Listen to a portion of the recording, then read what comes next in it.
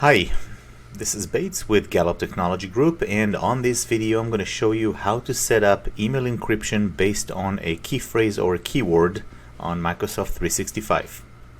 First thing we're going to do is we're going to log into the Exchange Admin Center, and from here we're going to go to under Mail Flow Rules.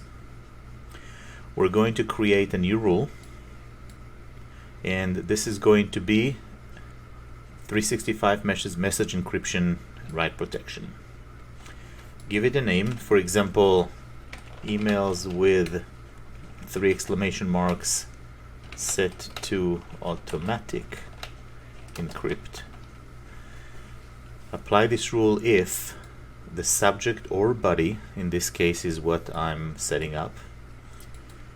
We're gonna include any of these words, even though it's not a word, it's going to be considered as a word, so 3 exclamation marks in this case.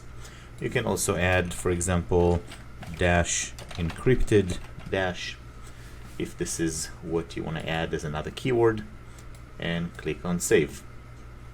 You want to add another condition over here, and you want to choose that the sender is going to be internal in this case. Next, do the following. We're gonna modify the message security. That's what's chosen by default, and we're gonna apply the 365 message encryption. You can play with the other settings over here, but this is a generic one that most people choose. We're gonna click over here to determine what RMS template we're gonna use. We usually use the no forwarding, and you can Google RMS templates if you want to read what those other ones are.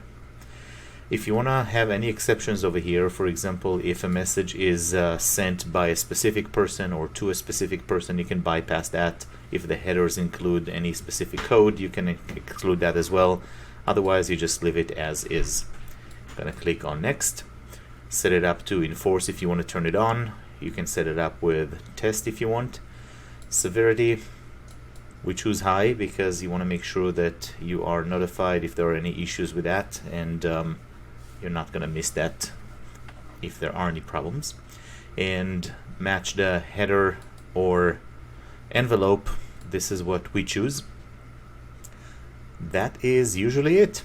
Click on next and finish. And from this point on, I cannot do that obviously because we already have that rule, but if we do that and you click on finish over here, within about 10 to 20 minutes you should be able to test it, and it should work just fine. My recommendation is to always test it though, at least a couple of times, and we usually test it to a outside address, something like Gmail or Yahoo.